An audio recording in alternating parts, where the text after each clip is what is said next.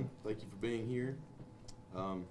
As Barry said, I'm David Estes. I'm the acting United States Attorney for the Southern District of Georgia. I want to introduce a few people, some of which I'm sure you know.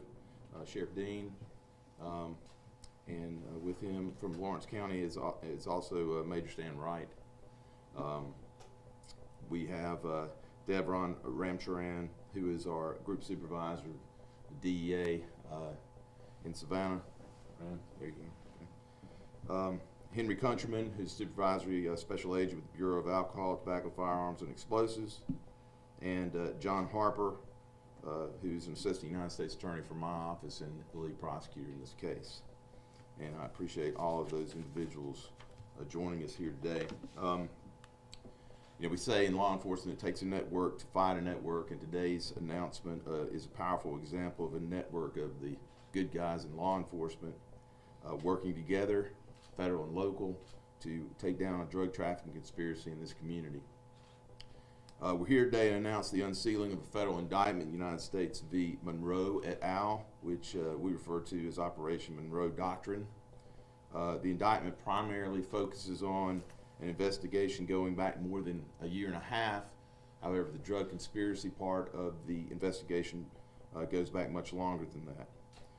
This investigation began with good work of the Lawrence County Sheriff's Office to identify and stop the illegal introduction and trafficking of drugs, primarily methamphetamine, in this region of Georgia. In coordination with the DEA and as part of a organized crime drug enforcement task force investigation, Operation Monroe Doctrine identified sources of supply and distribution of meth in the greater Dublin area. This investigation culminated in the indictment of 30 defendants on the charge of conspiracy to possess and intent to distribute 50 grams or more of methamphetamine. I'd note that charge alone carries a statutory minimum sentence of 10 years. And further, I would note that the federal prison system, Bureau of Prisons, there's no parole.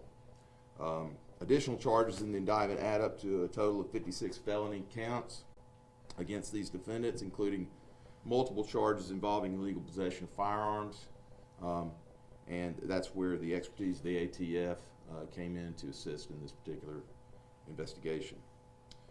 Identifying and infiltrating drug trafficking organizations is dangerous and risky.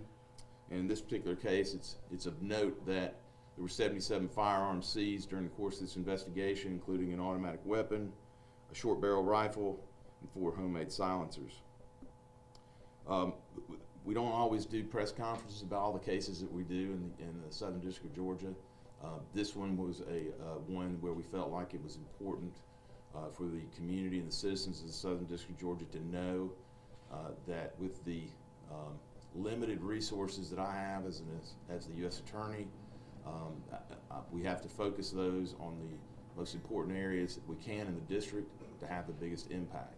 And this investigation shows what we always should be doing, and that is coordinating with local and state law enforcement in order to have the biggest impact for our citizens in this community. All of us basically work at the funding of the tax.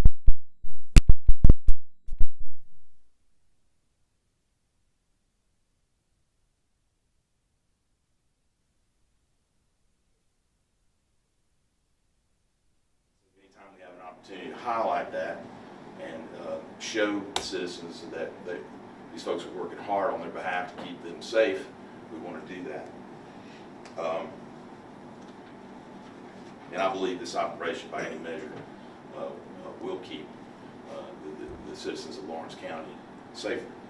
The defendants named in this indictment have been appearing in the U.S. District Court for initial appearance hearings since Wednesday, when their indictments were unsealed.